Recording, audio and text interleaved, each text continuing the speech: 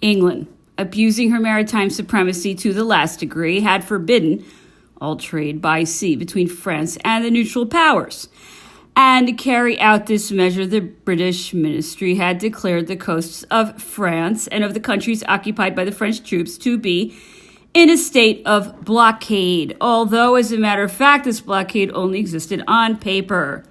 This unexampled attempt to violate international law, which only acknowledges as blockaded a harbor that is literally blockaded by the presence of a naval force, drove Napoleon to take just reprisals by forbidding trade of any kind with England. The approach of any coast belonging to countries subjected to French arms was forbidden to the English. Any Englishman so found was declared prisoner by this mere fact. Any ship having communicated with the coast of England or with any of the English colonies was declared to be a lawful prize. All goods of English manufacture were confiscated. All English letters, no matter what they were seized in the post and destroyed. The emperor was not blind to the rigor of these measures. To the English maritime blockade, he opposed the continental blockade. England forbade him the sea. He forbade her the continent. Such is the origin of the Decree of Berlin, which declared that the British Isles were in a state of blockade. This decree was immediately notified to the maritime powers, who were allied with France, and its execution strictly enforced. The result of the battles of Jena and Auerstadt had been the total annihilation of the fine Prussian army, which had stepped onto the field of battle with as much foolhardiness as courage. It vanished. To make use of Napoleon's expression, like an autumn mist before the rising sun. Generals in chief, generals in command of army corps, princes, infantry, cavalry, artillery, all was gone. The pursuit of the disbanded and scattered remnants of this army in every direction resembled a hunt. All the fortified places, without exception, some of which were the strongest in Europe, fell one after another into the hands of the French, who had but to present themselves at the gates to have these opened to them. All that remained to the King of Prussia was 20,000 men fleeing, dispersed beyond the Oder. And the only refuge that this unfortunate monarch could find was at Königsberg. The surrender of Magdeburg reminded one of the taking of Ulm. 20 generals, 800 officers, and 22,000 soldiers marched out past Marshal Ney. There were taken 54 flags, 5 standards, 800 pieces of cannon, 1,000,000 of powder, a large pontoon train, and an immense amount of artillery materials. Prince Jerome, commanding an army composed of the French allies, was commissioned to reduce Silesia. He besieged and carried one after the other the 7 great fortified places which protect this province. He was summoned from Silesia to join the Grande Armée and to take part in the combats which followed upon the entry of the French into Warsaw. The reports mentioned the distinguished services which he rendered there, and the courage which often drove him right up to the enemy's outposts. He afterwards returned to Silesia and had the glory of achieving the conquest of this province. The emperor, desiring to stimulate the spirit of emulation among the troops of the Confederation of the Rhine, sent to the King of Württemberg a part of the flags which had been captured at Glogau by the Württembergers. Napoleon had entered Berlin with a soul ulcerated and filled with bitterness against those who had provoked the war which had just brought him to this capital. This unexpected triumph, these decisive and immense results, however flattering they might be for his pride, would gladly have been bartered by him for an alliance which was now out of the question. They were the outward and visible signs of the disappearance of this favorite political dream. So also his words towards those who had lighted or fanned the flames which had just devoured their country were incisive, severe, and humiliating. Fidelity to the King of Prussia no longer seemed a virtue to him. He transformed all excesses of zeal for the interests of this king into the crime of high treason. His resentment manifested itself in bitter complaints, which, however, were fully justified against the queen, who had allowed herself to be carried by unreasoning hatred far beyond the limits to which her sex and her rank should have restrained her, and he compared her to Armida in her madness, setting fire to her own palace. The immoderate exaltation of this princess had been as fatal to the Prussian monarchy as the excessive prudence of her husband. On the other hand, the emperor treated the members of the royal family who had remained in Berlin with respect. He paid a visit to the king's uncle, Prince Ferdinand, whose son had been killed at Saalfeld, and tried to speak some words of consolation. He also visited the widow of Prince Henry and the king's two sisters, one of whom was in childbed and the other ill. He treated these princesses with delicate attentions and provided for the wants of the second, who, in the confusion of the times, had been left deprived of all the comforts of life. Napoleon gave orders that the pensions of Princess Henry and Prince and Princess Ferdinand should be paid to them regularly and replaced in possession of their revenues and pensions two sisters of the Duke of Brunswick, who had been mortally wounded at one of the last two great battles. Several small principalities, independent of, though allied to Prussia, were exempted from contributing to the war levies. The city of Leipzig was revealed of the extraordinary levy which had been laid upon her. The English goods which had been seized there were left to the merchants, who brought them in for 10 million francs. The levy imposed on the electorate of Hesse-Kassel was put to the charge of the elector's private debtors, and these were forced to pay into the army treasury the sums which this prince had lent them.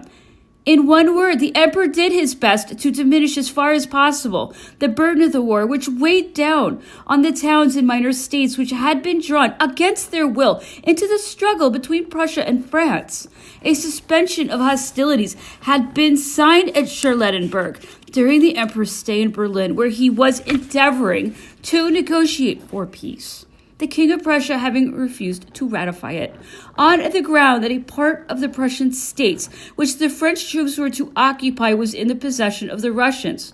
The emperor left Berlin for Posen. If Prussia and her army were annihilated by our great victories, the Russian armies remained intact. Although the season was advanced, the emperor could not hesitate to march against them. The campaign in Poland was announced in a proclamation to the army, which was dated December 2nd, the second anniversary of the proclamation of the empire. The approach of the French army had revived the undying hopes of the Poles. The people were arming in every direction, and in addresses and by deputations prayed for the reestablishment of their nationality. Napoleon would, however, make no promises. He awaited that the issue of this campaign, as he himself said, should permit him to solve this great political problem, of which God alone, who holds in his hands the combination of all events, was the arbitrator. Before leaving Posen, the emperor concluded a treaty of peace with the Elector of Saxony, whose virtues and fidelity he held in high esteem. By the terms of this treaty, the title of king was given to this prince, who, after the peace of Tilsit, added to it that of Grand Duke of Warsaw. A decree ordered the erection of the Temple of Glory in Paris. This monument was to bear on its front the words, "The Emperor Napoleon to the soldiers of the great army." And orders were given that a plan of this building, which was to occupy the site of the Magdalene Church, should be laid before the emperor with the least possible delay. The emperor went from Posen towards Warsaw.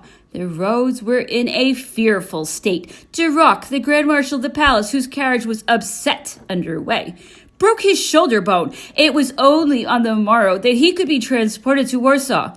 The emperor's entry into this ancient capital of Poland excited a state of universal delirium. He only spent 3 days there, hearing that the Russian generals had stopped their retrograde movement and were marching to the front. Napoleon left Warsaw at 1 o'clock in the morning of December 23rd to go and encounter them. Several fights took place, notably at Nasilk, where Colonel Philippe Ségur was taken prisoner after bravely defending himself. When Napoleon arrived at Nisilk, the Russians were evacuating this town. He followed so close upon them that he entered the town before his servants had finished cleaning out the hut where he was to pass the night. A corpse was hidden under some straw in this hut, and the servants had barely the time to remove it almost under his eyes. The encounters at Pultusk and Golymen ended this short campaign. The Russians had heavy losses at these places, but were preserved from certain annihilation by the heaviness of the mud, which was so thick that the cannon got stuck. Even soldiers perished in this slough without being able to extricate themselves. It may be added that in the course of these trying marches, the indomitable courage and patient valor of the soldiers did not for an instant abandon them.